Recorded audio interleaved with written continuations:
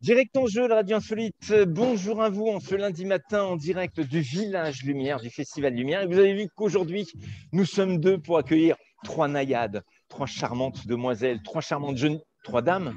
Enfin, comment est-ce qu'il faut vous présenter? Voilà. Alors, évidemment, vous reconnaissez mon frère jumeau. Bah oui, hein, il faut assumer et tout. Ça a été quelque chose d'assez extraordinaire et tout, puisque déjà, on a eu un choc hier à 15 h à la Altony Garnier. On ne savait pas que Pierre Lescure en personne allait être présente pour présenter le Shabbat. Je peux dire qu'Alain Chabat, il avait dû faire trop la fête samedi soir. Il a expédié la présentation de Shrek en 4 minutes, ce qui était génial. Et après, évidemment, on a eu quelque chose de sympa. Pourquoi est-ce qu'on va parler de cinéma? Non, excusez-moi, mais on parle de cinéma, on parle de quoi là? De théâtre. On parle de théâtre. Je comprends pas. Les filles, excusez-moi, si je puis me permettre. Hein. Là, il y a marqué Lumière 21. Là, c'est Jean Gabin, et Jean Gabin, on le connaît parce que c'est quand même un homme de théâtre. Non, et donc, logiquement, on est censé parler quand même de cinéma. Mais quelles sont les coulisses de ce moment merveilleux? Puisque j'ai quand même commencé samedi matin, j'ai ouvert le festival avec Fanny Pochol, qui fait du théâtre. Pourquoi est-ce qu'on parle de théâtre alors qu'on est au Festival Lumière, Festival de cinéma? Est-ce que vous le savez? Non, mais je pense que tu vas nous l'apprendre. Nous sommes dans une année merveilleuse qui restera inoubliable à tous les points, même pour Lumière. Nous avons vécu le Festival de Cannes, non pas au mois de mai, mais au mois de juillet. Il a commencé le 6 juillet, alors que le Festival d'Avignon commençait le 7 juillet. Et on a dû jongler entre les deux. Et résultat, je tiens à remercier les 22 compagnies, les 22 artistes qui ont accepté de faire les 22 sujets durant le Festival de Cannes. Donc moi, il parlait d'Avignon, moi j'étais en direct du Palais des Festivals. Et quand je suis rentré sur Lyon en début septembre, l'Institut 1 m'a dit: attends, Alain, si tu as fait Festival de Cannes, Festival d'Avignon en même temps, il faut que tu fasses Festival Lumière et le théâtre en même temps. Et c'est pour ça que j'ai eu le plaisir de dire: tiens, ça serait sympa. Et puis, comme on va parler de la vie, la vraie vie, avec votre sujet extraordinaire, on va repartir dans le temps ancien, on va découvrir la véritable histoire, d'après ce que je sais, presque, oui, la véritable histoire, entre guillemets, revisitée, avec vous. Voilà, d'accord? Bon, première question. On peut commencer? Avant même que vous présentiez chacune à votre tour. Vous savez que hier, c'était quand même, comme vous le voyez, non, il faut que je décale parce que c'est pas là, il faut que je décale. Voilà, c'est juste en dessous. C'était, voilà, Shrek à 20 ans, il faut que je me pousse. Eh bien, vous étiez où il y a 20 ans? En train de regarder Shrek, très certainement. Oh là là, il y a 20 ans, c'est dingue. Oui, je suis gentil, je n'ai pas demandé quel âge vous aviez il y a 20 ans. Je suis un peu diplomate. Vous n'étiez pas né il y a 20 ans, non? On aimerait pouvoir dire que c'est vrai, mais ce n'est pas tout à fait vrai, malheureusement. Vous l'avez vu, Shrek? Oh oui. Oui, mais il y a très longtemps. En ce qui me concerne, c'est pas l'un des dessins animés que je connais le mieux. Mais ça m'avait beaucoup plu quand j'avais vu sa sortie, je crois. D'accord. Attention, chacune à votre tour, vous allez répondre. Et ensuite, on attaque pour le sujet qui nous permet de nous retrouver ce matin. Pour vous, Fiona, vous la choisissez en princesse ou en ogresse? Attention, c'est une question. Et après, on attaque. Moi, Fiona, pardon, en ogresse. Parce que je n'aime pas trop le conformisme. Je suis toujours un peu anticonformiste. Donc, ogresse. Ouais. En ogresse aussi. Elle est beaucoup plus drôle en ogresse. Ouais. Elle est merveilleuse et tout. Dernière question. Vous trouvez qu'on se ressemble, enfin, jumeau et moi? Vous avez vu? Peut-être au niveau des oreilles, peut-être non. Au niveau du nez, non? On a un point commun. Ouais, qu'est-ce que tu as dit, Odile? Un tout petit peu moins vert. Un tout petit peu moins. Oui, je te remercie, c'est gentil. Bien, on revient aux fondamentaux quand même. Alors, je vais le faire sérieux maintenant. Bonjour à tous, bienvenue à vous. Direct en jeu, la radio insolite en direct du Village Lumière. Et je suis avec trois charmantes jeunes filles. Alors, le problème, c'est que vous allez vous débrouiller par vous-même. Qui commence et qui fait quoi? Est-ce que vous avez un vrai métier? C'est parti. Est-ce qu'on a un vrai métier? Bérénice, c'est toi qui commences. Bonjour, qui es-tu? Que fais-tu dans la vie, s'il te plaît? Alors, je m'appelle Bérénice, comme tu l'as très bien dit. Alors, en effet, moi, j'ai fait des études qui n'avaient rien à voir avec le théâtre dans un premier temps.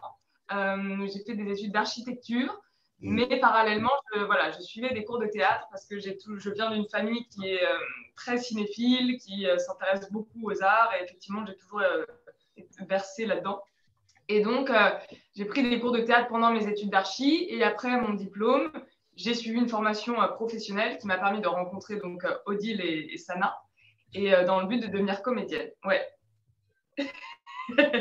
C'est l'instant émotion pour info. D'accord.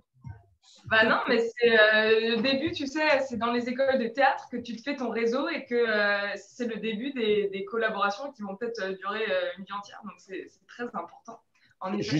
Juste pour info, ça date de quand la rencontre? On s'est connus, je pense. 6 ans 5-6 ans Ouais, il y a 6 ans, je pense. Pour Odile, en tout cas, Odile et moi. Et il y a peut-être 5 ans pour Sana et moi. Donc, ça commence... Oui. Comment? Vas-y. Ouais, ça commence à durer, tu vois. Non, je dis ça commence fort. Donc déjà, on est censé parler de théâtre. Elle a fait des études d'architecture, donc ça commence bien. Ça commence très fort. Qu'est-ce que ça va être sur les deux autres? Je suis arrivée au théâtre et donc là, oui, j'ai décidé d'en faire véritablement mon métier. Donc depuis ma sortie d'école, je joue dans divers projets. J'ai déjà joué avec Odile avant de jouer dans La Ligne Rose avec elle également. Voilà. Parfait. Odile, quel est ton prénom, s'il te plaît? Odile. Vérifier si elle est bien réveillée. Oui, ouais, c'est ça. Non, donc moi, pareil, d'autres études, moi je viens des sciences à la base, j'ai des diplômes français et québécois en sciences. Ouais, c'est un peu varié. Et j'ai travaillé comme biologiste à Québec, à l'Aquarium de Québec. Et ensuite, j'ai tout abandonné pour me consacrer à ma passion. Et donc, j'ai fait des études à Vancouver d'abord, dans un premier temps. Et ensuite, je suis revenue en France pour continuer le théâtre à Paris, au cours de Jean-Laurent Cochet d'abord, et ensuite au foyer, donc avec les filles. Et donc voilà, donc depuis, je travaille dedans. Heureusement, j'ai la chance de pouvoir en vivre. Et à côté de ça, je continue à travailler avec les scientifiques. Je les forme à la prise de parole, à l'oral. Donc, j'ai gardé un pied dans les sciences que j'aime beaucoup. Voilà. Et ce que Bérénice ne vous a pas dit, c'est qu'elle a gardé un pied dans l'architecture aussi parce qu'elle fait du design d'intérieur, ce qui est quand même pas mal. J'adore. Ça se dénonce entre eux. Entre elles. J'adore. Ça se dénonce par fierté. C'est-à-dire que, par exemple, c'est elle qui a été amenée à poser son papier peint qui est derrière elle. Mais attention, c'est pas du papier peint. Tu sais ce que c'est? C'est de la toile de Jouy. C'est très... Non, c'est bien précis. De la toile de Jouy. De la toile de Jouy, c'est comme ça que ça s'écrit. J-O-U-Y. C'est le principe de petits dessins qui sont d'une couleur sur un fond d'une autre couleur. Ouais, voilà. Donc, c'est quelque chose de précis, de technique. Et voilà. On ne pas. Sana. Pardon, t'en penses quoi tout ça, toi? Parce que moi, vraiment, elle me parle d'un truc. On est censé parler de théâtre, on est parlé de papier peint, toile de Jouy. Oh, c'est pas grave. Okay. Allez, il n'en reste plus qu'une. Je vais voir. Moi, j'ai fait plus simple. J'ai fait que du théâtre. J'ai fait donc 2 écoles de théâtre. Une première qui s'appelle l'Éponyme. Et ensuite, j'ai rejoint le foyer où j'ai rencontré Odile et Bérénice. Et du coup, moi, je donne des cours de théâtre. Et à côté, je monte différents projets de théâtre. Je reste dans le théâtre. Dis-moi, Sana, est-ce que tu peux te décaler légèrement sur la droite? Bien sûr. Ne bouge pas. Quoi? Qui c'est qui a travaillé? C'est la question pendant tout le petit laïus de Sana. C'est quoi le F qui est derrière? C'est des lettres.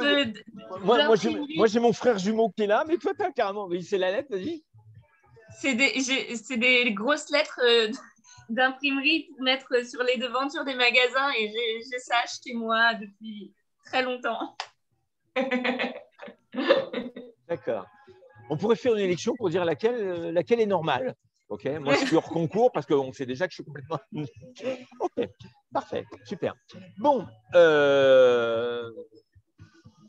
explication maintenant, parce que bon, c'est bien, vous êtes présenté et tout, architecture, biologiste. Il y en a une qui est normale, qui a fait du théâtre, mais bon, qu'est-ce qui s'est passé? Ça a été quoi le déclic?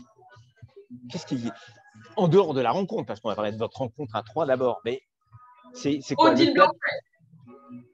Le déclic pour la pièce, tu veux dire? Non, le déclic pour rentrer dans ce métier. Qu'est-ce qui vous a donné envie? Alors toi, autant, Sana, t'es clair, tu as toujours eu envie de le faire. Et Ouais. tu as fait des études. Moi, enfin, depuis toute petite, je savais que je voulais faire ça et du coup, bah, Ouais. j'ai Oui, mais fait. pourquoi? Pourquoi? C'est une rencontre? Ça a été, comment dire, un acteur en particulier, un comédien? Ça a été un metteur en scène? Est-ce que dans ta famille, tu es la 5e génération de théâtre?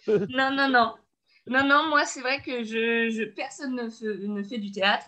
Mais oui, ça a été déjà de voir du théâtre. Quand j'étais petite, j'ai été voir une pièce vraiment dans ma petite ville où c'est une petite ville à la campagne, donc il n'y a pas souvent du théâtre.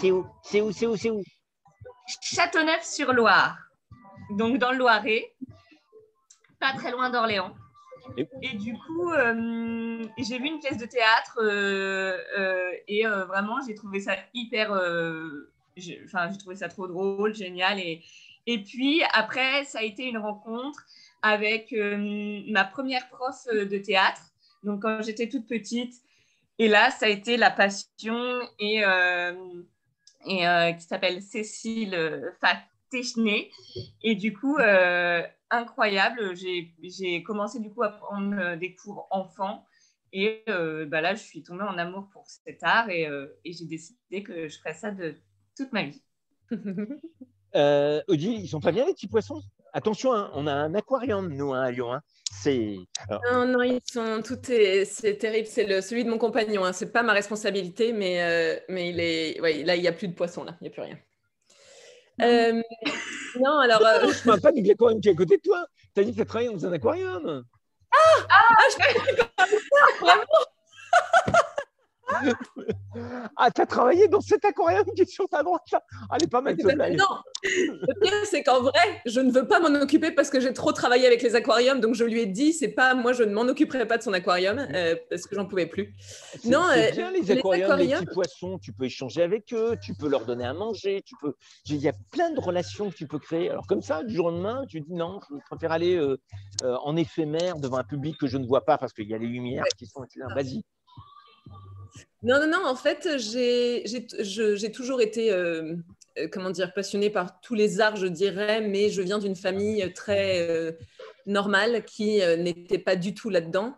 Tu me permets de faire quelque chose qui ne se fait pas? Oui. Je vous présente Jean-Luc, il veut pas. Jean-Luc est le photographe officiel du Festival Lumière. Voilà, tu dis juste bonjour aux filles. Bonjour les filles. Elles vont m'expliquer l'histoire. Bonjour. Voilà. Donc, excuse-moi, Odile, c'est coupé. Pas de problème. Ouais, s'il te plaît, parce que tu as même ta braguette qui est ouverte. Donc, vas-y, Odile, excuse-moi, je t'ai coupé. Pas de souci. Oui, donc voilà, donc ma famille m'a poussée à terminer mes études. Moi, j'ai commencé à un peu assumer, à leur en parler quand j'avais 18 ans, mais ils m'ont dit, voilà, finis tes études et on t'aidera après. Et puis, donc, j'ai eu l'occasion de partir au Québec, terminer des études là-bas. Une fois tous mes diplômes finis et obtenus, je me suis dit, c'est trop bête, je vais quand même essayer de travailler parce que c'est du temps, c'est de l'argent. Donc, je suis allée travailler à l'Aquarium de Québec et au bout de un peu plus d'1 an, j'étais vraiment au bout de ma vie en dépression, donc j'ai su que voilà, c'était réglé, j'avais réglé ça avec moi-même et que je savais que je n'étais pas faite pour ça. Parce que j'étais dans les meilleures conditions de travail pour moi, je faisais beaucoup de choses, c'était un métier très varié avec plein de choses à faire, mais ça ne m'allait pas. Donc voilà, donc j'ai enfin assumé et j'ai tout abandonné pour vraiment me consacrer à ça. Annie.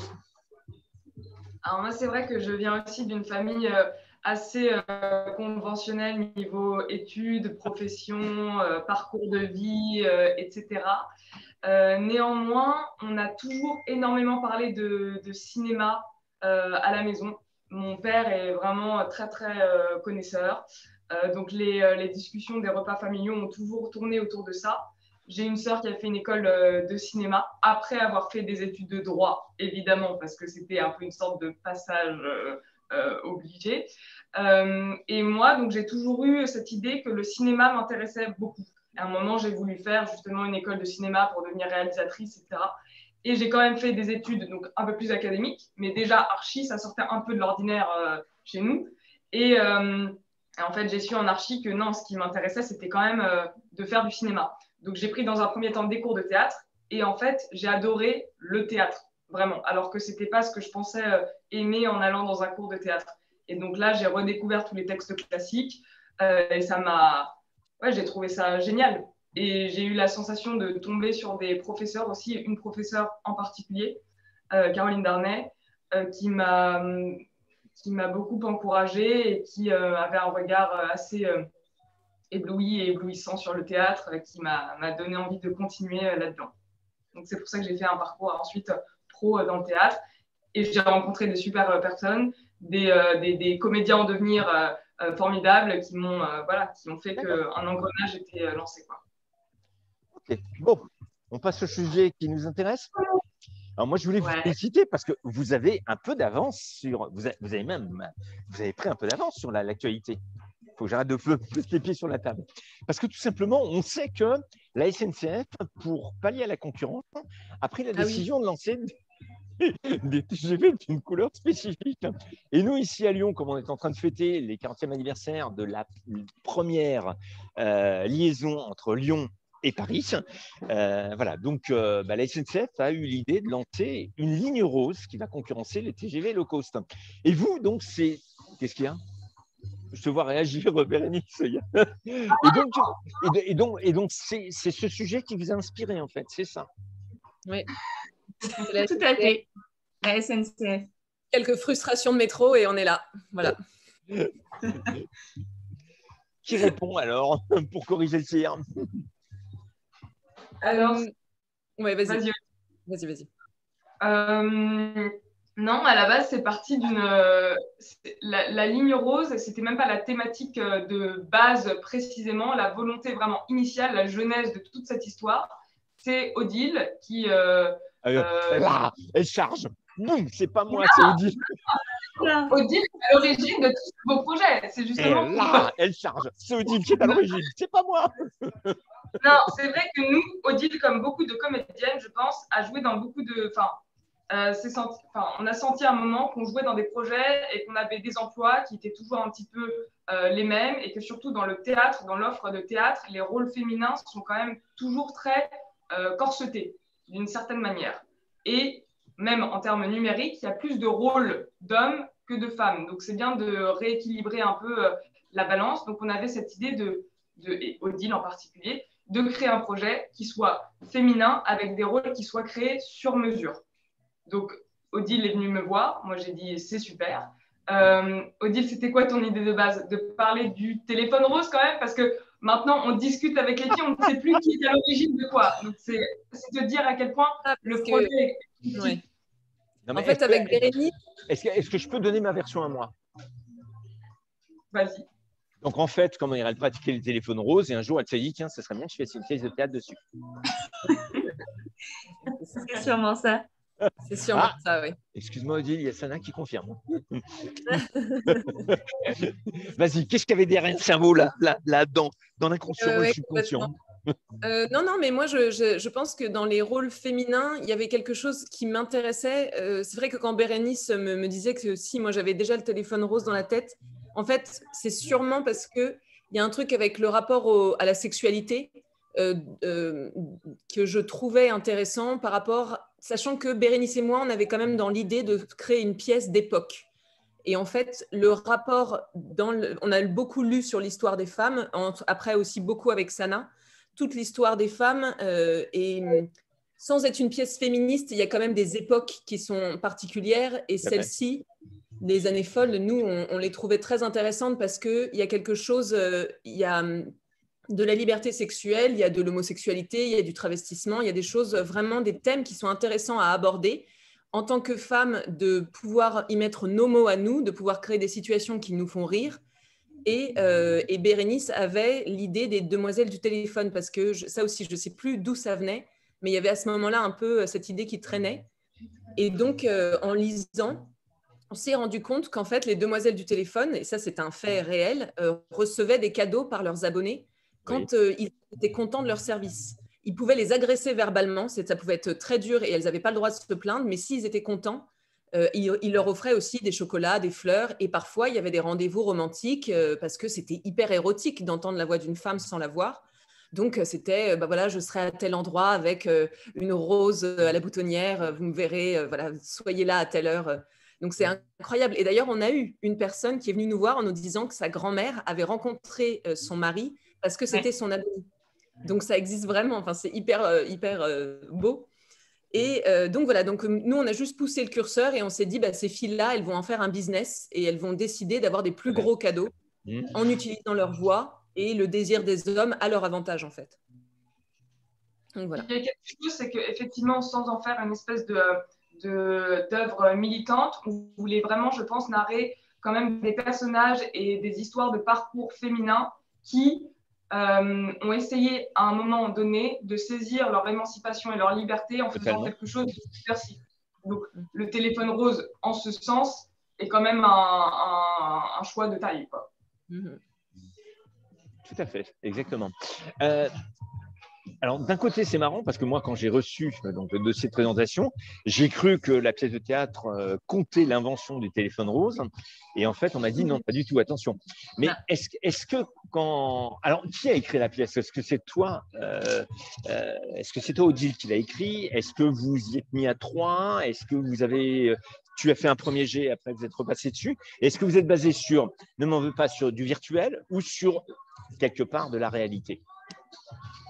Complètement du virtuel. C'est vraiment nous trois qui l'avons écrite ensemble. Là, aujourd'hui, dans le texte final, il est impossible de dire qui a écrit quoi, tellement on a créé le squelette tout ensemble en divisant, on va dire, des scènes. On a vraiment dit, OK, bon, dans telle scène, il faudrait ça, dans telle scène, il faudrait ça, il faudrait ça. Donc, on a créé comme des vertèbres. Et ensuite, on s'est dispatché en se disant, moi, j'ai envie d'essayer d'écrire telle scène. Moi, je vais démarrer telle scène. Et puis, ensuite, on remettait tout en commun. On lisait ensemble tout. On a tout relu des millions de fois. Et on redécoupait ensemble, on réécrivait ensemble. Donc, dans chaque scène, il y a toutes les trois qui ont mis leurs pattes.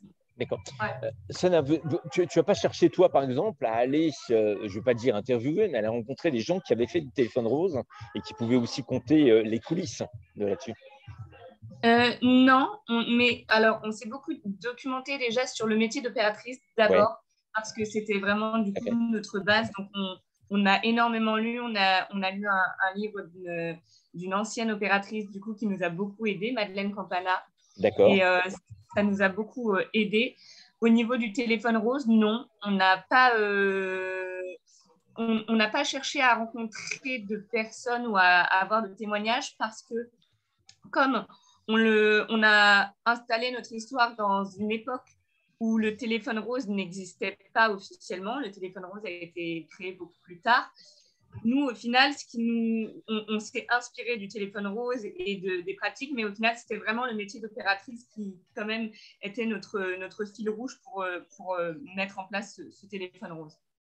On a regardé quand même des témoignages. Moi, j'en ai vu des témoignages écrits de personnes qui font ça actuellement. Et des pistes audio mais il y a un truc qu'on ne pouvait pas prendre, je trouve, pour notre ligne rose à nous, c'est que les témoignages de personnes qui font ça actuellement, moi, j'ai perçu une certaine lassitude, un train-train quotidien, puisque c'est un métier, c'est quelque chose qui se répète. Et surtout, nous, on vit en 2021, tu vois, à notre époque, dans un monde qui est complètement saturé, en fait, de sexualité, de tout ça. Ce n'était pas le cas pour des jeunes femmes dans les années 20. Donc, en fait, ce qui est très important, c'est que pour nos personnages à nous, dans la ligne rose, il y a quand même une forme d'innovation réelle et de nouveauté qui en fait quelque chose de complètement singulier, réellement. Donc, il y a cette espèce de contraste-là qu'on a créé quand même dans la pièce par rapport à, je pense, une profession, un ressenti que moi j'ai perçu, en tout cas dans les quelques témoignages que j'ai lus. Et l'approche n'est pas du tout la même, du coup, parce qu'au niveau du vocabulaire, au niveau de l'approche de la sexualité, on ne l'approche pas du tout de la même manière qu'en 2021. Donc, Complètement. Le contexte historique nous permettait de changer vraiment la tournure. Il faut se dire que c'est vraiment nouveau pour l'époque. Enfin, on ne sait pas. Nous, peut-être que ça a existé, mais je veux dire, on a fait des recherches, on n'a rien trouvé qui fasse mention de ce genre d'entreprise à la fin des années 20. Et donc, le choix des opératrices de téléphone, dans ce sens-là, c'est assez, je pense que c'est ingénieux de notre part quand même, parce qu'on prend justement des femmes qui avaient connaissance d'un matériel en particulier, qui savaient utiliser cette prérogative technologique qui était masculine d'ailleurs à l'époque. Excusez-moi, hein, qu'est-ce qu'il y a? Hein? Tu veux que je pose la question? Ça va pas, non? Ok. Écoutez, on est en co-animation avec mon frère jumeau et il me demandait le sujet. Bah, il est toujours d'actualité en fait. Le téléphone rose ou des femmes qui cherchent à s'émanciper Oh, bah, des femmes qui cherchent à s'émanciper. Alors, excusez-moi, hein, comment s'appelle la première femme qui a voulu s'émanciper? Écoutez, la moi, première. Hein? La première, ouais. La première, impossible. Si, moi je veux dire. Imaginez que ça soit une pomme, d'accord? Moi, on me tend une pomme, je suis galant, je croque dans la pomme, ok? Donc c'est Ève, la première femme qui a voulu s'émanciper. Et Adam a fait qu'être galant. Malheureusement, depuis, on s'en est jamais sorti. Mais c'est pas grave. Non, je rigole. Non, est-ce que c'est toujours d'actualité? En effet.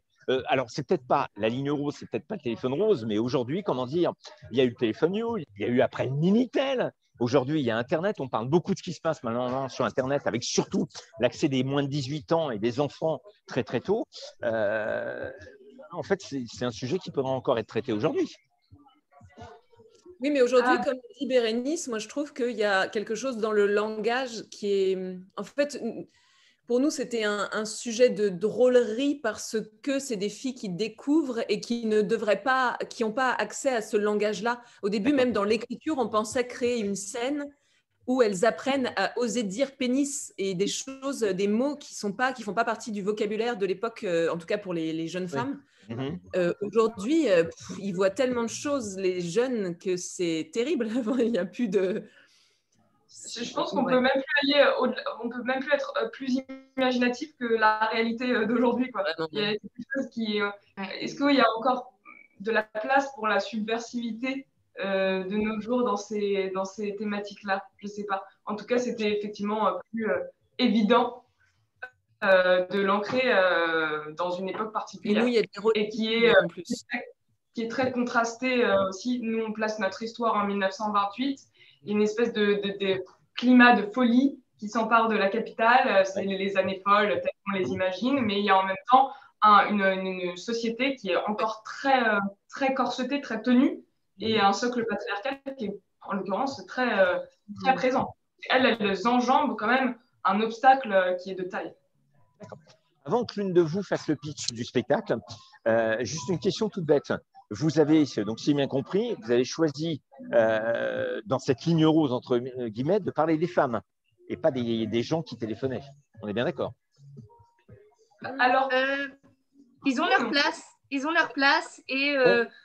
On fait le pitch, comme ça c'est plus simple. On fait un résumé quand même de la pièce? Bien sûr. Alors. Vas-y, Sana. Donc, c'est l'histoire de trois opératrices de téléphone, trois demoiselles du téléphone qui se rencontrent du coup au travail et qui vont également vivre ensemble en colocation. Et elles vont, par des concours de circonstances, se mettre à faire du téléphone rose et à inventer le téléphone rose. Et du coup à créer un business en faisant des appels érotiques et un peu et puis psychologiques avec des hommes. Mais elles vont avoir beaucoup de bâtons dans les roues, elles vont avoir plein de problèmes et elles vont avoir des difficultés à mener leur petite affaire.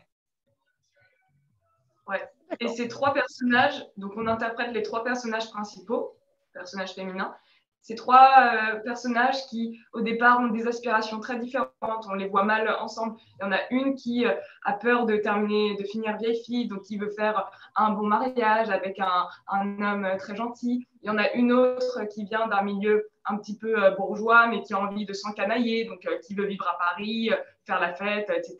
Et la troisième qui a un passé un petit peu plus obscur et qui veut recommencer une nouvelle vie, qui a vraiment une espèce de gouaille parisienne qui était plus qui vient du ruisseau, quoi. Donc voilà, mais elles vont mettre en fait toutes les trois leurs talents ensemble pour créer une petite entreprise d'un genre nouveau.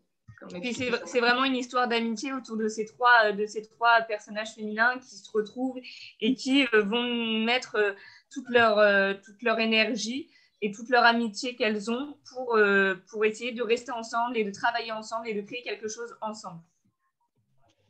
Et elles font quelque chose d'extrêmement dangereux et subversif pour l'époque. C'est super important.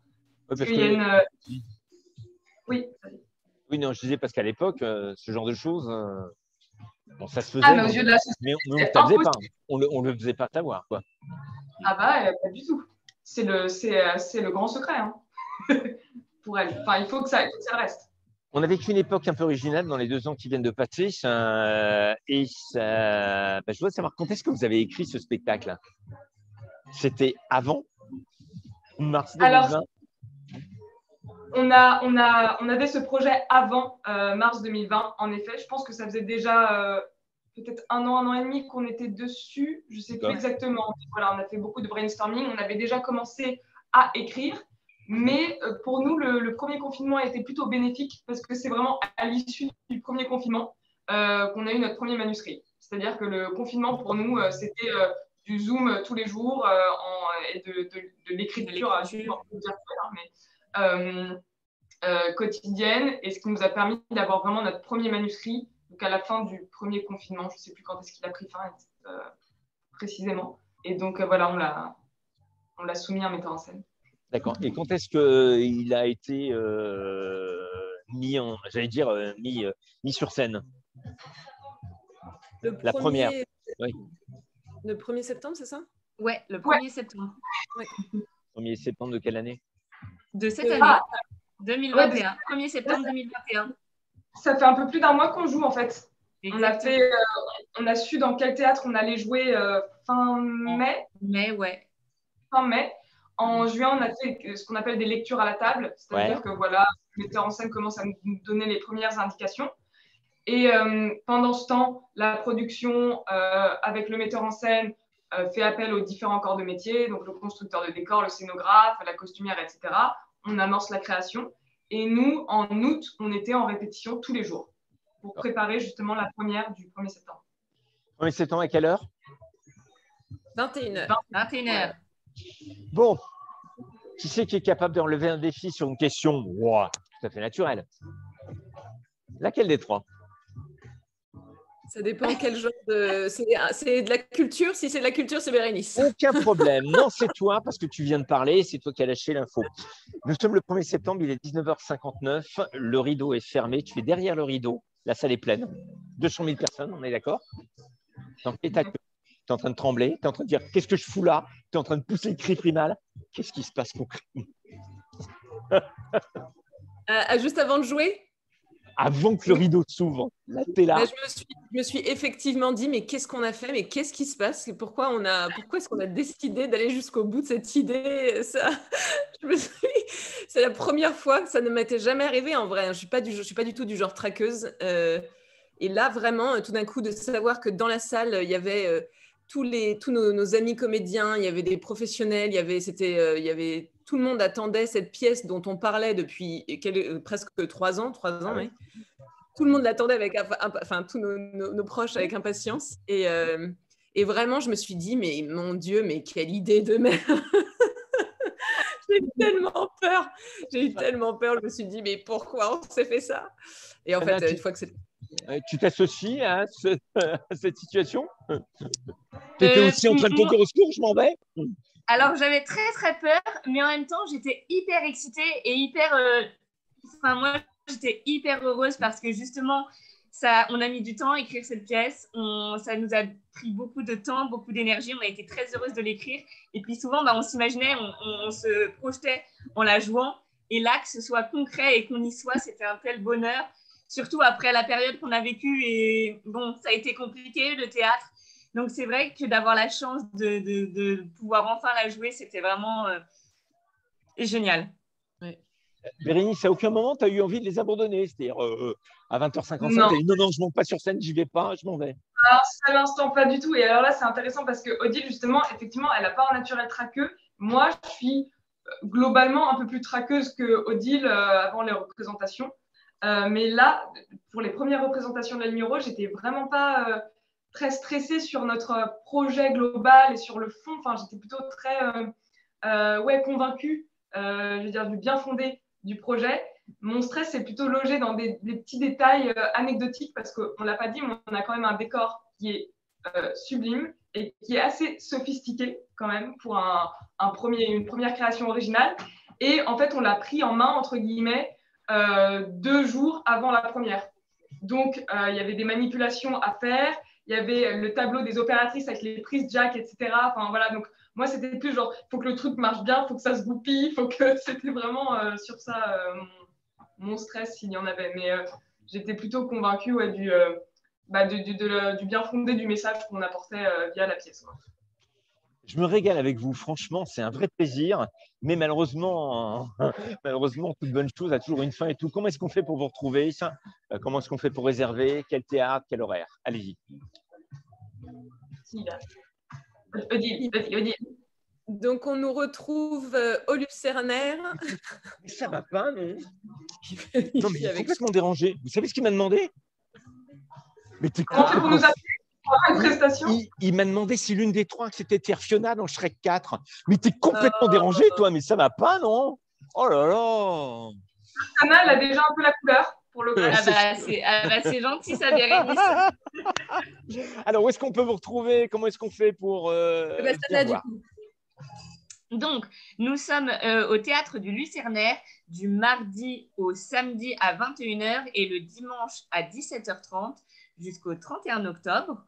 On peut réserver sur tous les sites de réservation tels que Billets Réduc et d'autres. Ouais. Voilà. Et après, directement au Théâtre du Lucernaire. Et voilà. Est-ce qu'il y a un projet quand même de tourner dans nos belles régions françaises? Eh ben, on aimerait beaucoup. On aimerait beaucoup, ouais. C'est en cours de... Ouais, ça, c'est un peu le domaine de la production, désormais. Ça, c'est plus...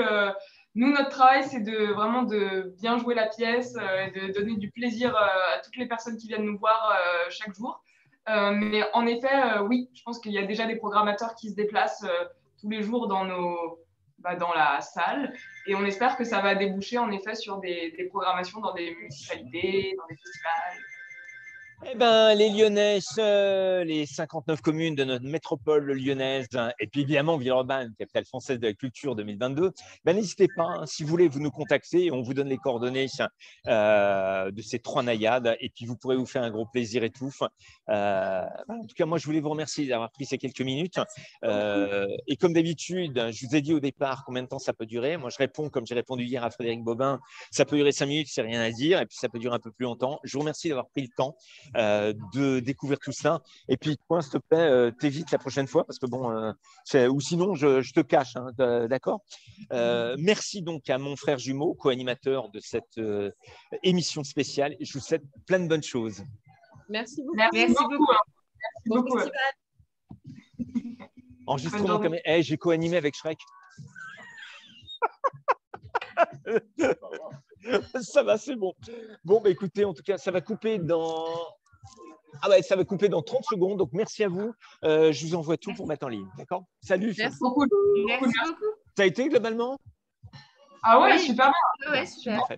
Bye. Ça va passer. Bye.